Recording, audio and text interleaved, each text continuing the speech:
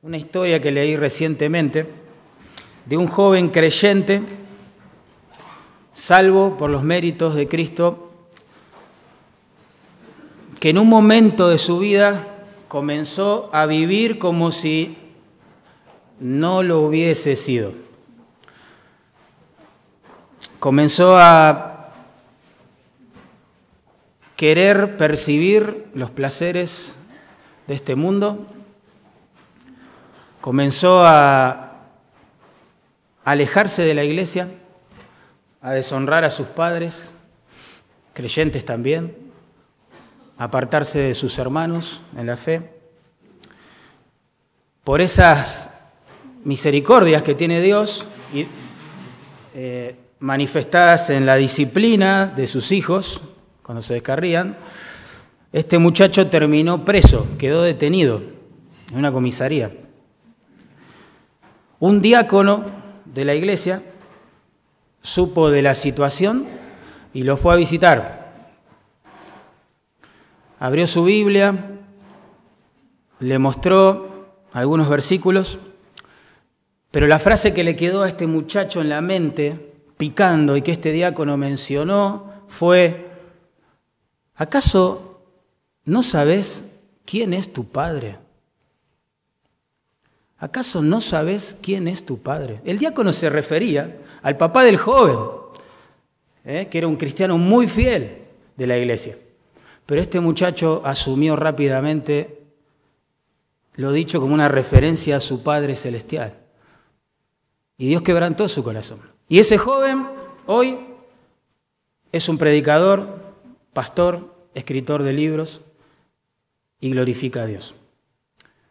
¿Acaso no sabes quién es tu Padre? Qué tremendo, ¿no? Porque ese parece ser un poco el espíritu de lo que Pablo enseña acá. Porque nos manda en versículo 8 de capítulo 5 andar como hijos de luz a los creyentes. Ya vivimos muchos años en las tinieblas. Ahora tenemos que andar como hijos de luz. Hijos de luz es un sinónimo para expresar la idea de hijos de Dios, porque Dios es luz, dice 1 Juan capítulo 1, versículo 5. Qué tremendo cuando los hijos de luz, habiendo sido rescatados de las tinieblas, viven todavía en oscuridad. Y es allí que resuena este párrafo haciendo la misma pregunta desde los cielos que escuchó este joven en la comisaría. ¿Acaso no sabés quién es tu Padre? Leemos el pasaje. Efesios 5, 8 al 14. Dice: porque en otro tiempo erais tinieblas, mas ahora sois luz en el Señor. Andad como hijos de luz. Ahí está el mandamiento que domina todo lo que vamos a leer. Porque el fruto del Espíritu es en toda bondad, justicia y verdad. Si vos tenés la Biblia de las Américas, habrás leído allí: porque el fruto de la luz, ¿verdad?, es en toda bondad, justicia y verdad. Y está bien, porque ambas cosas se complementan, ya lo vamos a ver. Verso 10, comprobando lo que es agradable al Señor. Así vive un hijo de la luz. Comprobando lo que es agradable al Señor. Verso 11, y no participéis en las obras infructuosas de las tinieblas, sino más bien reprendedlas, porque vergonzoso es aún hablar de lo que ellos hacen en secreto. Mas todas las cosas, cuando son puestas en evidencia por la luz, son hechas manifiestas, porque la luz es lo que manifiesta todo. Por lo cual dice: despiértate tú que duermes, levántate de los muertos, y te alumbrará Cristo. Cristo. ¿Cómo los hijos de luz vamos a vivir en tinieblas, no? Vamos a imitar con nuestra forma de vida las tinieblas que nos rodean y de la cual fuimos parte muchos años de nuestra vida en el pasado. Entiéndase que bíblicamente hablando, la palabra luz y tinieblas asumen, metafóricamente hablando, dos significados. En el plano intelectual, la luz en las Escrituras revela la verdad de Dios. aquella que alumbra nuestros ojos, como dice el Salmo 19. Moralmente, la luz habla de la santidad de Dios. Por eso en 1 Juan 1:5 se nos manda andar en luz, como Él, nuestro Dios, vive en luz. El término tinieblas también, metafóricamente hablando en la Biblia, asume estos dos significados también. Intelectualmente hablando, las tinieblas tienen que ver con la ignorancia de Dios. Por eso dice en 2 Corintios 4:4 que el enemigo cegó el entendimiento de los incrédulos para que no puedan ver la luz de Cristo. ¿Sí? Y moralmente hablando, las tinieblas representan el pecado. El pecado. Por eso en Romanos capítulo 13, verso 12, Pablo habla de que tenemos que desechar las obras de las tinieblas. Entonces, andar en luz significa vivir en santidad conforme a la verdad de la palabra, ¿verdad? Y vivir en tinieblas, entonces, significa vivir en pecado ignorando la verdad de Dios. Lo que se nos manda acá, básicamente, fíjense, versos 8, 9 y 10, es reflejar los frutos de la luz porque somos hijos de luz, si es que el Señor nos ha salvado. Y en verso 11 al 13, no participar de las obras de las tinieblas. Básicamente es eso lo que tenemos por delante, la exhortación. Los hijos de luz debemos reflejar los frutos de la luz y ya nunca más participar de las obras de las tinieblas. Vamos a orar, que el Señor nos guíe en esta mañana. Señor, bendice tu palabra, por favor, y que tus hijos, en respuesta obediente, podamos glorificarte, Señor, a través de ella. Que abras nuestros ojos, así podemos ver las maravillas que hay en tu ley. Que ministres nuestros corazones, tú nos conoces a la perfección, tú sabes en qué condición hemos llegado a este culto, qué cosas pasaron esta semana, cómo estamos viviendo. Así que tú que nos conoces, por favor, usa tu palabra para transformarnos a imagen de Cristo. Oramos en el nombre del Señor. Amén. Bueno, vamos a dividir en dos entonces, como dijimos, el estudio. Debemos andar en luz, en primer lugar, reflejar los frutos de la luz. Noten en verso 8, dice allí la palabra de Dios, en otro tiempo erais tinieblas, mas ahora sois luz en el Señor. Hay una conjunción ahí siempre y hay que prestarle atención. En este caso es la palabra porque. Porque conecta el versículo anterior con este. ¿Qué nos dijo Pablo en el versículo anterior? Fíjense el verso 7. No seáis, pues, partícipes con ellos. ¿Quiénes son ellos? Verso 6. Los hijos de desobediencia. No participes con ellos, dice Pablo. Y ahora da la razón. ¿Por qué? Porque en otro tiempo ustedes también eran tinieblas, como aquellos hijos de desobediencia. Pero ahora sois hijos de luz. Así que hay que andar como hijos de luz. Esa frase es hermosa. En otro tiempo. Menos mal, ¿no? En otro tiempo. Es más, el tiempo del verbo, erais, pasado, habla de una condición que ya no existe en los cristianos. Nosotros ya no estamos en el reino de las tinieblas. Hemos sido rescatados de ese lugar y hemos sido trasladados al reino de su amado Hijo, escribió Pablo en Colosenses 1:13.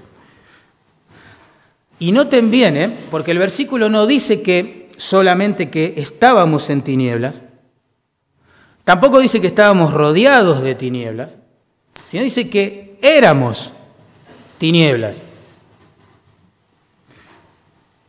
No éramos simples víctimas del sistema del mundo que se organiza a espaldas de Dios y que ama vivir en las tinieblas. Éramos parte activa de ese sistema. Y es más, no solo la Biblia enseña que estábamos en tinieblas, que éramos tinieblas, sino que estábamos enamorados de las tinieblas. Mire lo que dice Juan, el Señor, capítulo 3, verso 19. Dice, la luz vino al mundo, hablando de Cristo. Y los hombres, ahí estamos nosotros también, amaron más las tinieblas que la luz. ¿Por qué? Porque sus obras eran malas. Así éramos. Parte de un mundo, de una corriente que se dirige en forma opuesta a los caminos de Dios. No le obedecíamos, no le amábamos, no nos importaba su gloria, no nos importaba su honra. Así éramos. Pero, dice Pablo, noten el contraste allí, ahora sois luz en el Señor. Y ahí está la motivación para vivir como hijos de luz. En esta obra maravillosa de gracia, que sin buscarla y sin merecerla, hemos recibido. Estábamos en tiniebla, lo mismo que los demás. No somos mejores que nadie. Tan perdidos como el resto del mundo. Pero se nos ha dado luz. Y ahora somos luz en el Señor.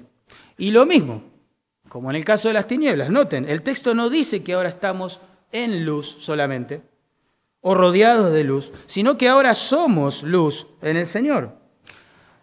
Recuerden las palabras de Jesús en Juan 8:12. Él dijo, yo soy la luz del mundo, ¿verdad? Y en Mateo 5:14 se añade otro concepto. El mismo Jesús dice a sus discípulos, vosotros sois la luz del mundo. O sea que gracias a nuestra unión con Jesús, quien es la luz, nosotros ahora pasamos a ser luz en el Señor.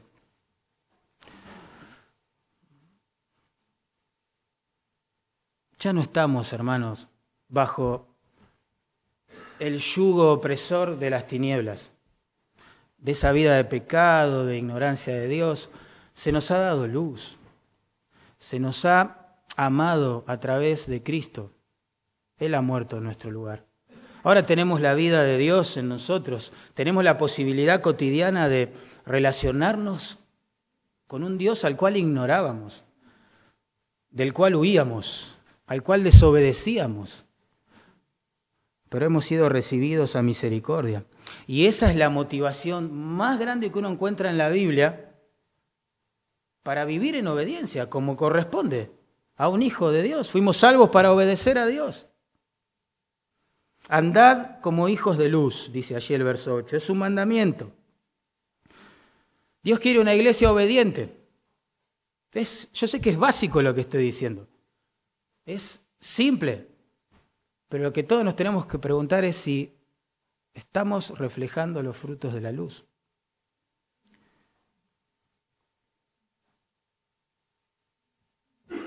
La vida cristiana se trata de vivir de acuerdo a lo que somos, ¿no? Básicamente.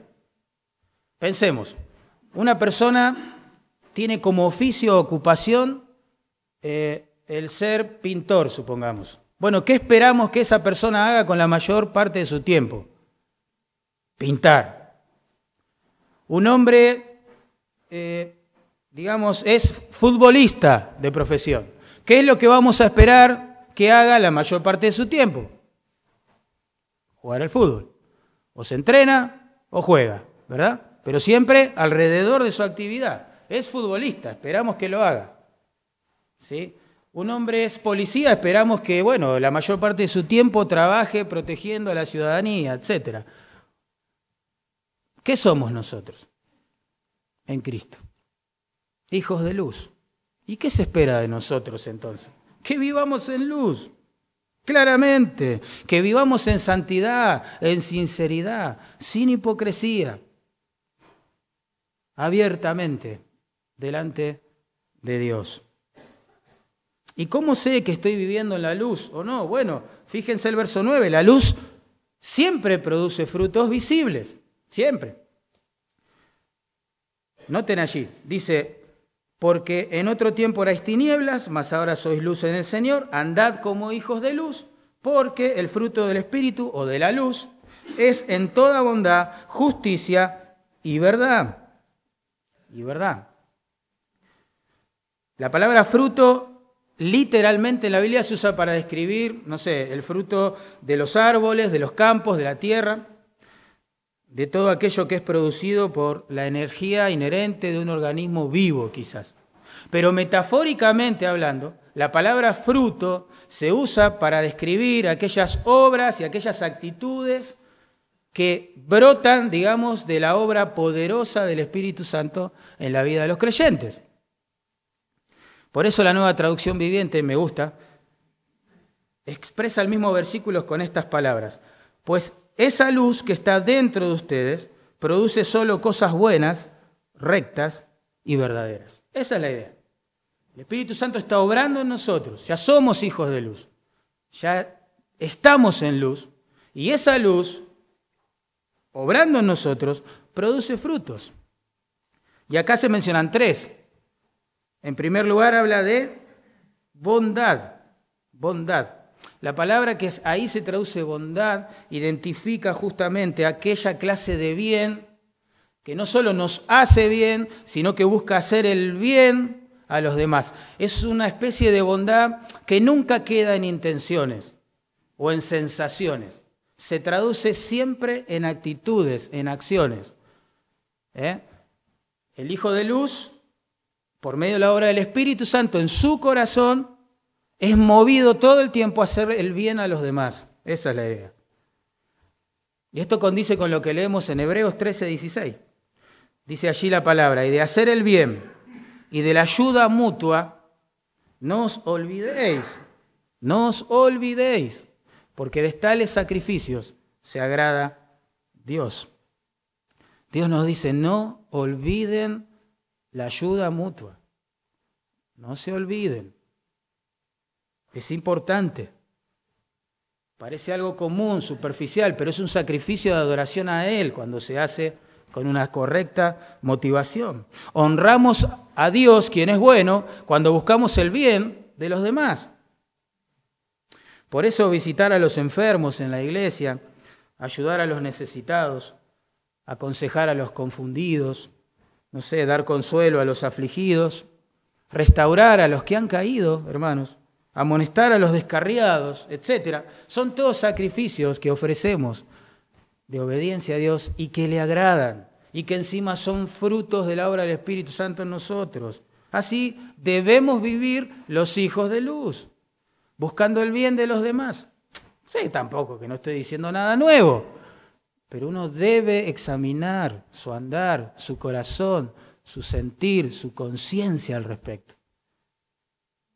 ¿Estoy viviendo para mí mismo o estoy viviendo también para hacer bien a los demás? ¿De quién me estoy ocupando?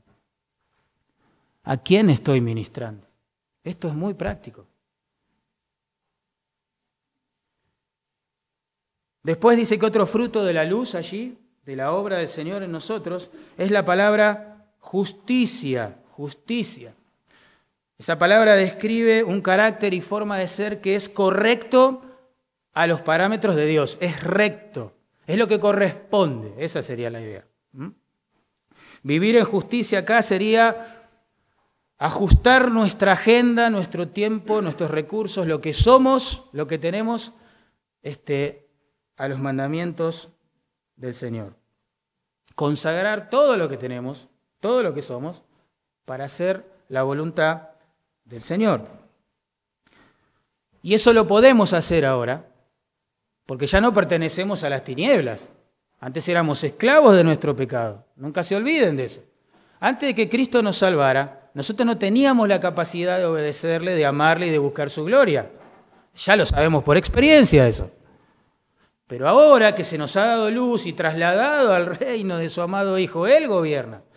Y Él nos ha roto las cadenas y tenemos las manos libres ahora para servirle. Como dice Romanos capítulo 6, verso 13. No presenten los miembros de vuestro cuerpo al pecado como instrumentos de iniquidad. Eso lo hicimos antes. Sino presentaos vosotros mismos a Dios como vivos de entre los muertos y vuestros miembros a Dios como instrumentos de justicia. Ahí está. Ahora podemos vivir de manera recta delante de Dios. Ya no somos esclavos del pecado. No nos olvidemos quién es nuestro Padre. Tercer fruto de la obra del Señor en nosotros, dice allí, verdad, verdad. La palabra verdad describe un estilo de vida que se caracteriza por ser confiable, fiel, íntegro. Lo opuesto sería un andar hipócrita, engañoso, superficial, de doble vida y esas cosas, ¿no? Cuando nosotros conocimos a Cristo, o fuimos conocidos por Él, mejor dicho, salimos del dominio de la mentira y comenzamos a valorar y apreciar la integridad, la sinceridad, la verdad, la fidelidad. En Efesios 4:25, fíjense unos versículos más arriba nada más, dice claramente,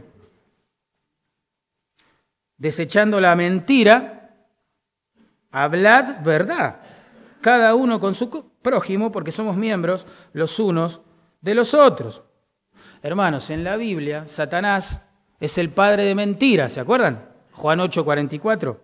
El anticristo, su representante encarnado en el futuro, hará señales y prodigios mentirosos, dice 2 Tesalonicenses 2:9. El falso profeta, su representante encarnado religioso, dice allí que engaña a los moradores de la tierra, en Apocalipsis 13:14.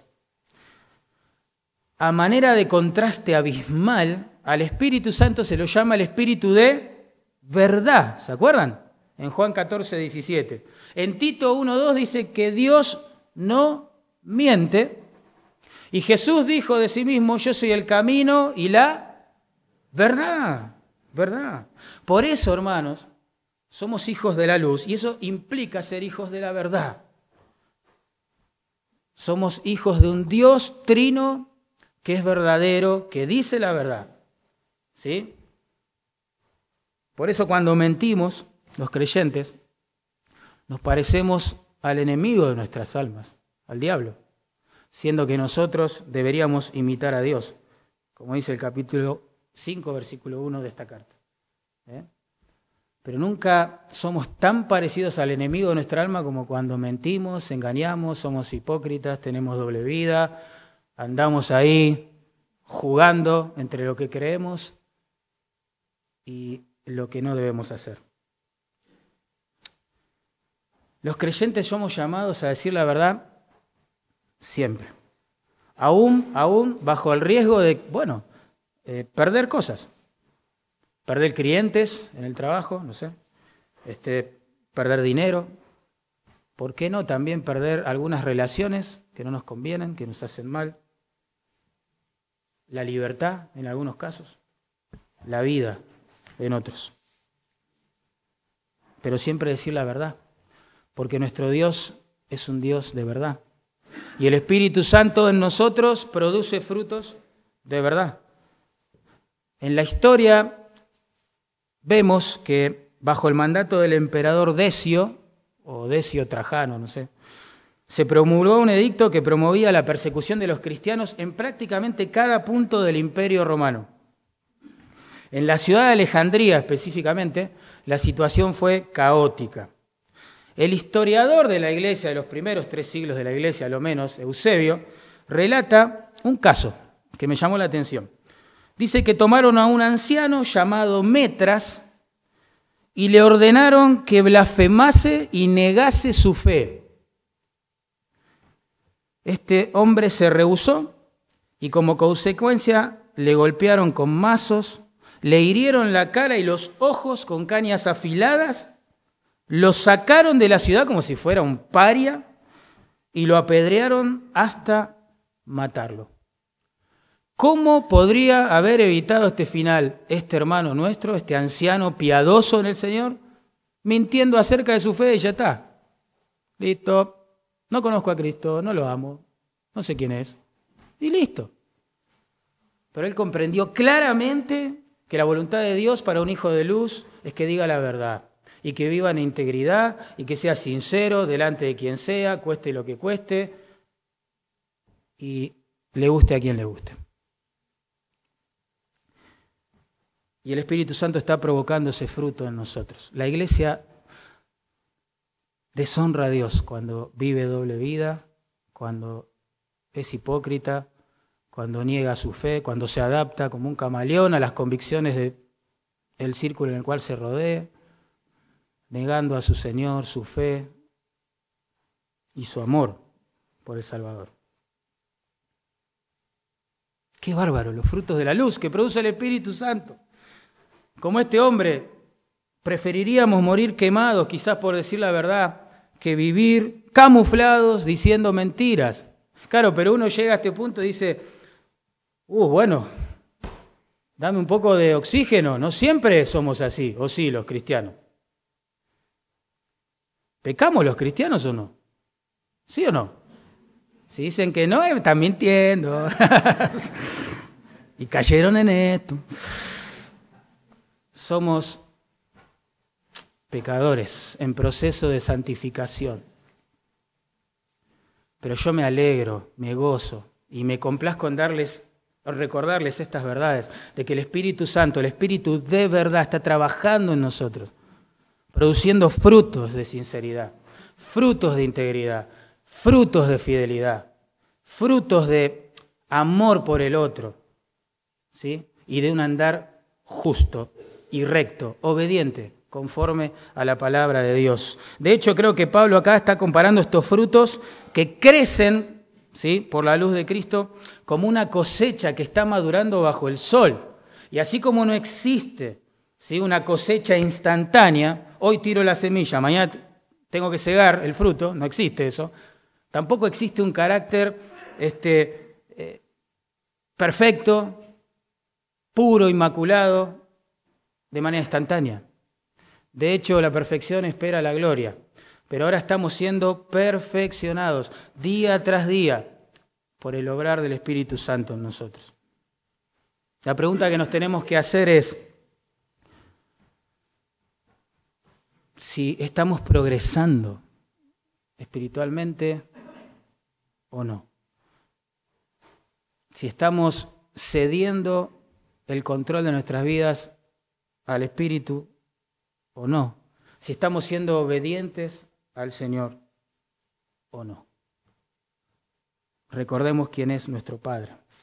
Pero un hijo de la luz no solo manifiesta estos frutos, ¿sí?, porque se deja guiar por el Espíritu, sino también, según versículo 10, noten allí, se preocupa en discernir las cosas que le agradan al Señor. Hay una preocupación santa en el corazón del creyente, y es saber si lo que hace, si lo que piensa, si lo que dice, lo que no hace y lo que no piensa agrada al Señor o no. Tiene una meta en su alma ahora. Antes no le importaba la gloria de Dios, ahora sí. Antes no le importaba obedecerle, ahora sí. Antes no se preguntaba, ¿cómo voy a agradar a Dios este día? Pero ahora sí. Y el Espíritu Santo constantemente está llevándonos a ese punto. Miren, combinemos bien las cosas. Unamos versículo 8 con verso 10, salteando el paréntesis del verso 9. Y quedaría algo como esto. Andad como hijos de luz, ¿verdad?, comprobando lo que es agradable al Señor. ¿Verdad? Andad como hijos de luz, comprobando lo que es agradable al Señor. Es decir, que los hijos de luz que andan conforme a lo que son, se preocupan todo el tiempo por saber si lo que hacen agrada o no al Señor. La palabra que se traduce comprobando allí significa someter algo a prueba para probarlo. Es como un control de calidad. La frase agradable al Señor muestra el propósito de ese control de calidad.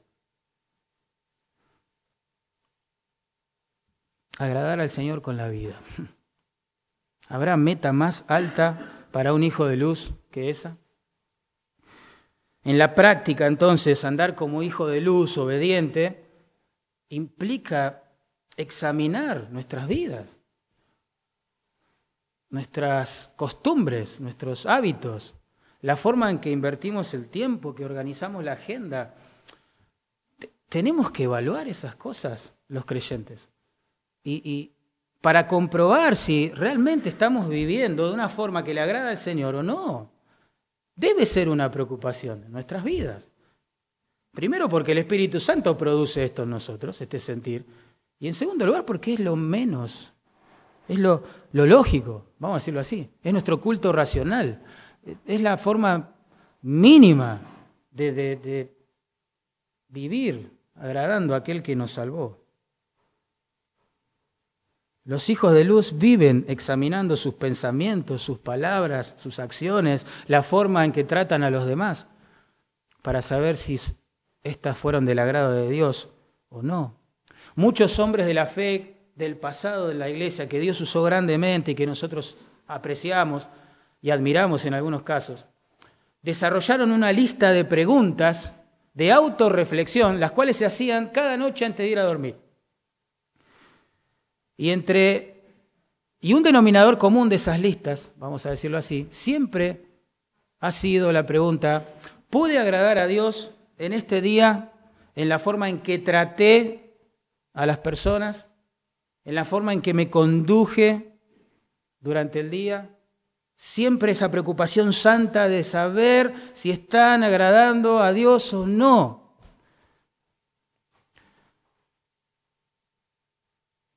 Y yo digo, no debería ser así con todos nosotros, los que hemos recibido gracia, los que ya sabemos lo que es vivir bajo el yugo horrendo del pecado y las tinieblas, y sin embargo se nos ha dado luz. ¿Cómo? Es básico, deberíamos irnos a dormir y antes de entrar en ese estado de inconsciencia, pensar en esto. ¿Cómo he vivido este día realmente? La forma en que traté a mi esposa fue del agrado de Dios. La forma en que me conduje con mis hijos fue del agrado del Señor o no. La forma en que hice el ministerio fue del agrado del Señor o no. La manera en que traté a mis compañeros en el trabajo, que le hablé a mi jefe, que traté a mi cliente, no sé, a mis profesores en la facultad, a mis compañeros, compañeras, fue del agrado tuyo, Señor. El salmista oraba siempre esto: sean gratos los dichos de mi boca y la meditación de mi corazón delante de ti, oh Jehová. Salmo 19:14. Esa es la respuesta al obrar de Dios en nosotros. Por favor, Señor, que sean gratos los dichos de mi boca y la meditación de mi corazón delante de ti. Esta autoexaminación no tiene que ver con lo que quizás los demás puedan pensar. Tiene que ver con preguntarse si estamos agradando o no al Señor, aquel que nos rescató. Porque a veces para agradar al Señor vamos a tener que desagradar a algunas personas. Es una realidad. Predicamos un mensaje que no le agrada a las personas, pero es del agrado del Señor. Y es el que Él ha usado para rescatarnos, y así todo el tiempo. Frutos de la luz. Frutos de la luz. Debemos exponernos, hermanos, cada día a la luz de la santidad de Dios, reflejada y revelada en su palabra, para aprobar o no nuestro propio estilo de vida. Es muy fácil desaprobar el estilo de vida de los demás creyentes, de eso ya lo sabemos. Pero acá se trata de que uno debe examinar su propio corazón. Se cuenta que un escritor le pidió permiso al predicador inglés ya fallecido Spurgeon para escribir su biografía, a lo cual Spurgeon accedió. Pero este hombre, como en forma capciosa, le dijo: pero ¿yo puedo escribir todo lo que sé acerca de usted? Y la respuesta de Spurgeon fue: puedes publicar todo lo que quieras acerca de mi vida, pues no tengo nada que ocultar. ¡Wow! Y quien relató este hecho concluyó: vivamos de tal manera que no tengamos nada de qué avergonzarnos, si el Señor decidiera venir a buscar a su iglesia en este mismo momento. Los hijos de luz debemos vivir de acuerdo a lo que somos. La luz, metafóricamente hablando, las Escrituras, recordemos, asume en el plano intelectual la verdad de la palabra de Dios, que alumbra los ojos. En el plano moral, la santidad de Dios. Así debemos vivir los hijos de Dios. Debemos renunciar a manera de contraste y reprender las obras de las tinieblas, dice el versículo 11, claramente. No es posible vivir en la luz y disfrutar de la luz sin adoptar alguna actitud frente a las tinieblas. No podemos quedar bien con la luz y con las tinieblas. Ese es el punto acá de Pablo. No podemos ser neutrales en todo los creyentes. Y a veces usamos la palabra equilibrio para justificar un estilo de vida de tinieblas o convicciones intelectuales que están asociadas con las tinieblas o morales más que con las Escrituras. No fuimos llamados a quedar bien con todo el mundo y que todo el mundo nos ame y nos premie por nuestra fe. No es así. Tenemos opiniones, los cristianos, diametralmente opuestas a las tinieblas. Opuestas, pero en casi todas las áreas de la vida. Y la iglesia no está llamada a condescender y a quedar bien con todo el mundo. Tampoco está llamada a andar combatiendo, sacando las armas teológicas de los bolsillos y liquidando gente con ellas. Claro que no. Pero acá se habla de una actitud, de un estilo de vida. Por eso Pablo usa la palabra andar, donde la iglesia empieza a ceder en su compromiso con la justicia, la verdad, la luz de Dios, y para quedar bien con todo el mundo y condescender. Y eso es tremendo. Tremendo, ¿no? Cuando pasa eso. No participéis, dice el verso 11, en las obras infructuosas de las tinieblas. Cuando Dios nos prohíbe algo, nos está amando de la misma manera cuando nos provee algo. Nadie ama más que Dios. Siempre, siempre es amor y bondad para con su pueblo. Acá nos está prohibiendo cosas que, por supuesto, no glorifican su nombre, pero tampoco nos bendicen a nosotros. Los cristianos ya no disfrutamos de las obras de las tinieblas. De hecho, nos hacen miserables cuando nos zambullimos en ellas. ¿Cómo las describe Pablo? En primer lugar, son infructuosas. Noten allí, verso 11. No participéis en las obras infructuosas, dice allí, de las tinieblas. Esa palabra que se traduce infructuosa se usa en Judas, verso 12, para describir un árbol sin fruto. ¡Qué interesante! Pensemos en el cuadro, un árbol sin fruto. No sé qué hora es, pero estamos cerca del mediodía, ¿no? Empezamos a sentir un poquito de inquietud estomacal, digámoslo así.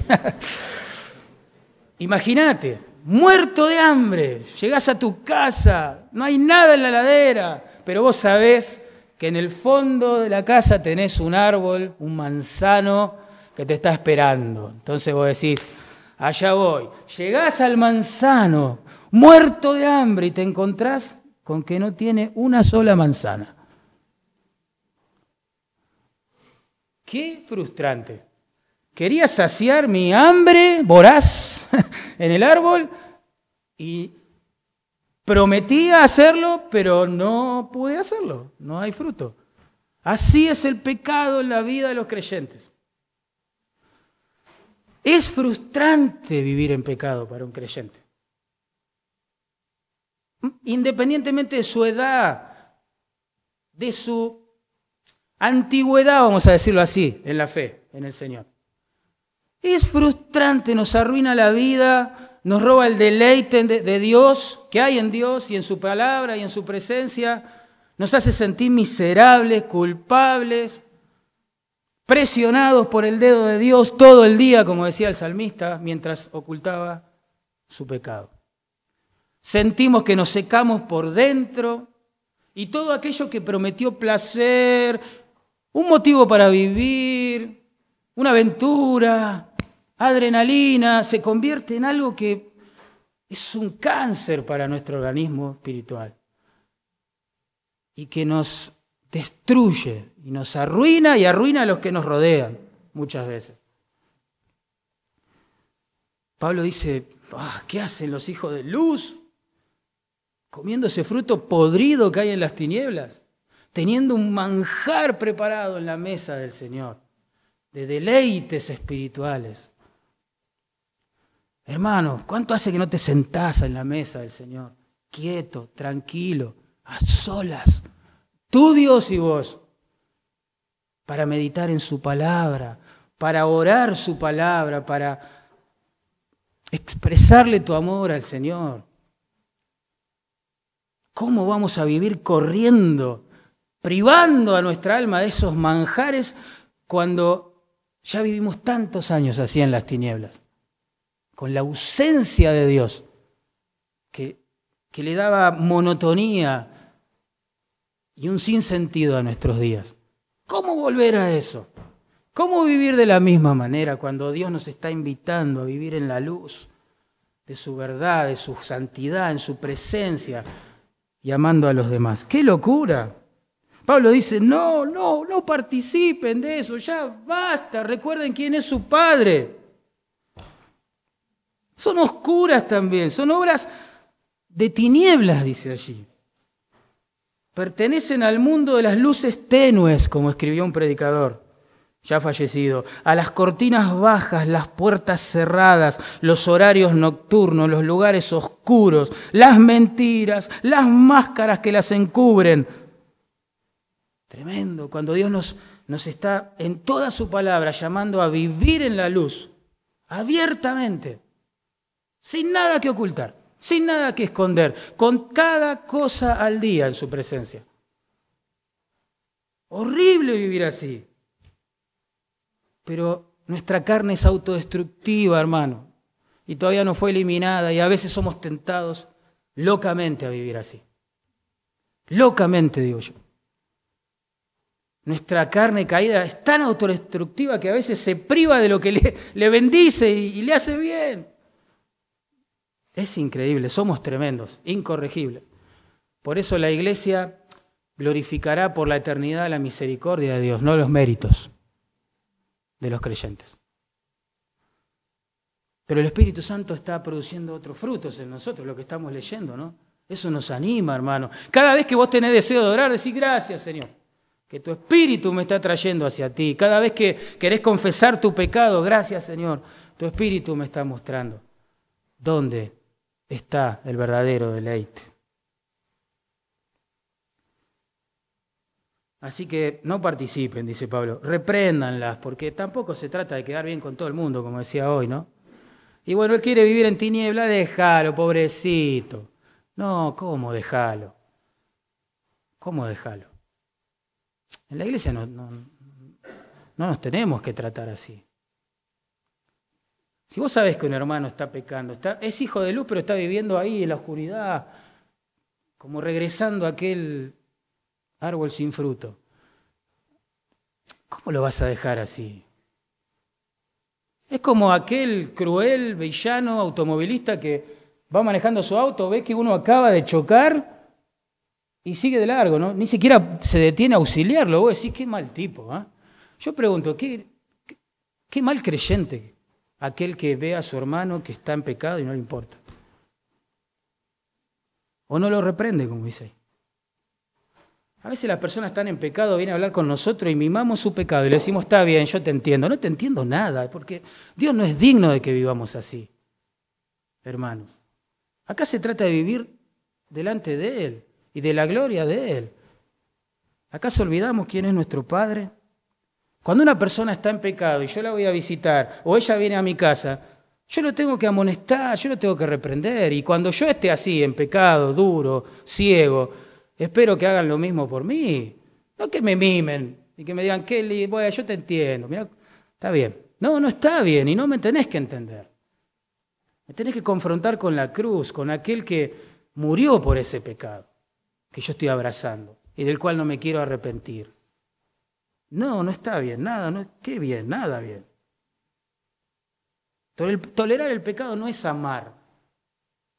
En 1 Corintios 13:5 dice que el amor nunca hace nada indebido, ni se goza de la injusticia. Así que yo, en nombre del amor, no puedo abrazar la injusticia y las cosas que son indebidas que a veces hacemos o hacen los demás. No, no es amor eso. Olvídense, estamos pecando cuando actuamos así. Si una persona está amargada contra otra y me lo cuenta y yo le digo, sí, tenés razón, mirá qué malvado el hermano. Tremendo, voy a rendir cuentas a Dios por eso. Yo tengo que decirle, no, hermano, vos tenés que perdonar. Pensá en lo que Cristo te perdonó a vos. Y andá, llamá a esa persona y reconciliate. Dale, no pierdas el tiempo. Eso es lo que tenemos que hacer. No podemos seguir viviendo esa vida de tinieblas ahora que somos hijos de luz. Ya hay que cambiar, hay que dejarse guiar por el Espíritu Santo. Porque miren lo que pasa cuando actuamos así. Y de verdad nos preocupa manejarnos en la luz del Señor, de su verdad y de su santidad. Miren, verso 13. Mas todas las cosas, miren qué lindo esto, cuando son puestas en evidencia por la luz, son hechas manifiestas. O sea, la persona que está en pecado, incluyéndonos a nosotros cuando estamos en pecado también, queremos tapar esa condición, claramente.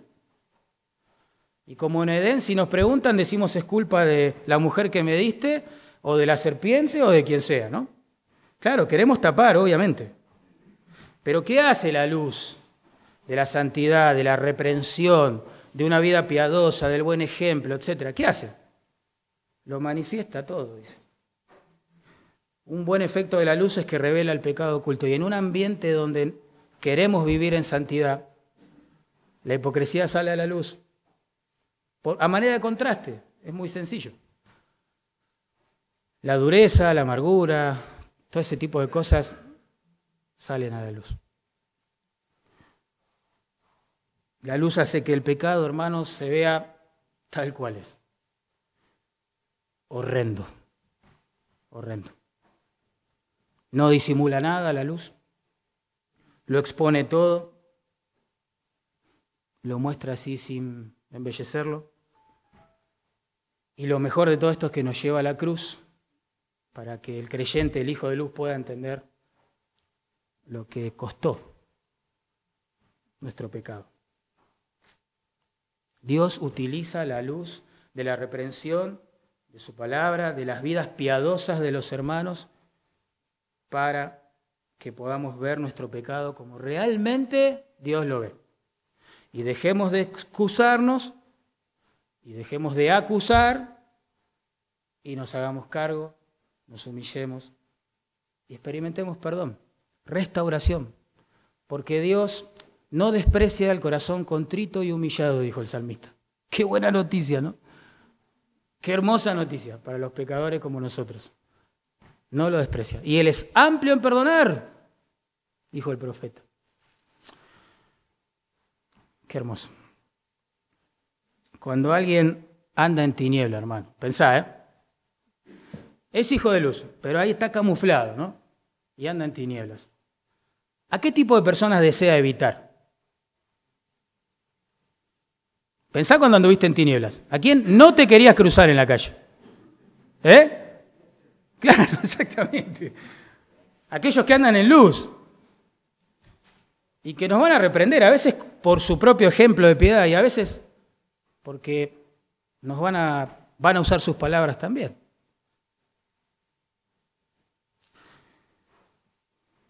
Aquel hermano que me va a decir no lo que quiero oír, sino lo que necesito oír. A ese le voy a escapar. Que me va a reprender, pero en amor, obvio, buscando mi restauración.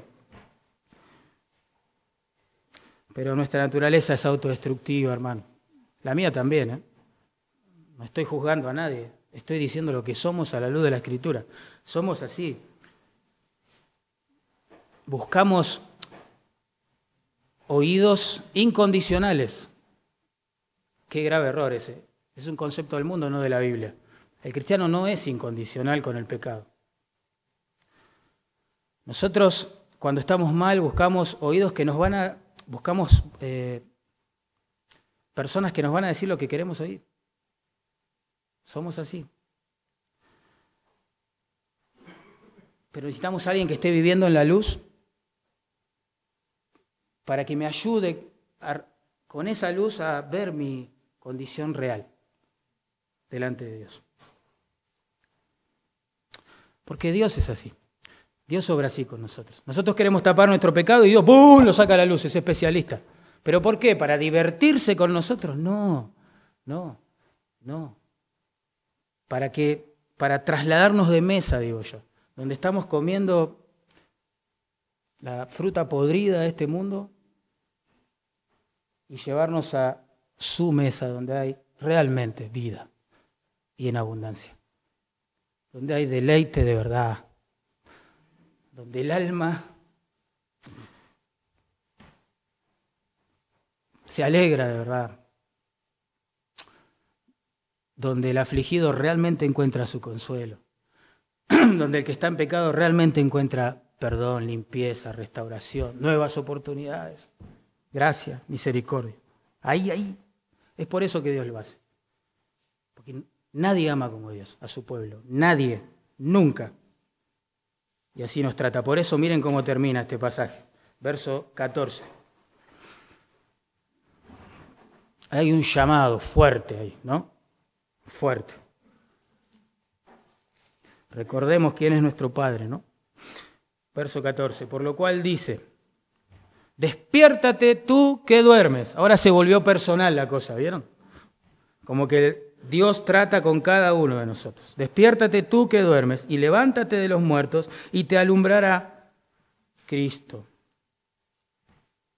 Dios llama a los creyentes que están ahí en oscuridad, camuflados, como si no fueran hijos de luz, a levantarse del sueño y vivir en consecuencia con lo que son. Despiértate tú que duermes. A veces los creyentes estamos así. Dormimos a la hora de alabar a Dios, de buscar a Dios en lo privado, de orar, de leer las Escrituras, de tratar como es digno de Él a nuestros familiares, a nuestros hermanos. Dormimos, estamos en otro planeta, distraídos por el mundial, por lo que sea, no sé, pero distraídos del verdadero banquete espiritual. Entonces el Señor dice: levántate de los muertos. El texto literalmente debería traducirse así: levántate de entre los muertos. Es como que el Hijo de Luz, que tiene vida en el Señor, está viviendo entre muertos y como si estuviera muerto. Levántate, dice el Señor, salí de ahí. ¿Qué haces viviendo ahí? ¿Alguna vez, hermano, te sentiste indignado por algo? En una reunión, por ejemplo, en el trabajo, en la facultad, están pero hablando barbaridades, denigrando al Señor, la fe, a los cristianos, no sé, y vos te indignás. ¿Qué haces? ¿Te levantás? Y te vas. Perdón, yo no puedo compartir esto. Esa es la actitud que hay detrás del mandamiento aquí. ¿Cómo un hijo de luz está viviendo en tinieblas, rodeado de tinieblas, camuflando la cosa delante de los demás, delante de Dios? Levántate de ahí, dice el Señor. Salí de ahí. Salí de ahí. Y entonces el creyente que un poco se habituó a la oscuridad y cuando se empieza a prender la luz se siente mal y se encandila un poquito. Dice: ¿qué voy a hacer ahora? Si yo confieso mi pecado, si yo dejo esto, aquello, lo otro, ¿qué voy a hacer? ¿Qué dice la promesa allí? ¿Qué dice? Te alumbrará Cristo. Y no es una posibilidad, es una promesa. Si yo hago esto, el Señor va a hacer esto. ¿Entienden? Si yo me arrepiento, basta de vivir así. Salgo de ese estado, digamos, me vuelvo al Señor. Él va a alumbrar mi camino. Cada paso que empiece a dar en otra dirección. Cada pasito, por mínimo que sea, hacia el camino del arrepentimiento y de la comunión con Él, Él se va a encargar de mostrármelo. te alumbrará Cristo. La idea es volver a Él hoy y confiar que Él se va a ocupar de nuestro mañana. Porque el Señor es especialista en restaurar a sus hijos caídos, pero que están arrepentidos. ¿Saben? Muchas personas, al ser expuestos a la luz del Evangelio, ven la gravedad de su pecado y porque el Señor es tan bueno y a pesar de que están viviendo en tinieblas tan densas, se convierten a la luz. Y el Señor los salva, hermano. Sí. Dios es santo y es justo, ¿verdad? ¿Debe castigar el pecado entonces, sí o no? Sí. El pecado es infracción de su ley. Si un juez no castiga la infracción de la ley, no es justo. Tiene que dejar su cargo. Pero Dios es justo, perfectamente justo, y va a castigar el pecado de todos. Algún día. Hará justicia. Pero en su misericordia, en su amor incomprensible, asombroso, ¿qué hizo? Castiga a su propio Hijo en lugar de los pecadores. La paga del pecado es muerte. Él mismo sacrifica a su Hijo en el Calvario. La ley decía, haz estas cosas y vivirás. Ninguno puede hacer esas cosas y vivir. Sin embargo, el Hijo de Dios mostró obediencia perfecta a la ley. ¿Sí? La ley decía, quebranta estos mandamientos y morirás. Cristo tomó esa maldición que declaraba la ley sobre sí mismo, sobre el madero, muriendo en nuestro lugar. La ira de Dios se desata, dice Romanos capítulo 2, sobre los pecados de los hombres, pero fue descargada en ese momento sobre el cuerpo de su propio Hijo. No hay amor más grande que el de Dios. No existe. No existe. A la vez no hay justicia más perfecta que la del Señor.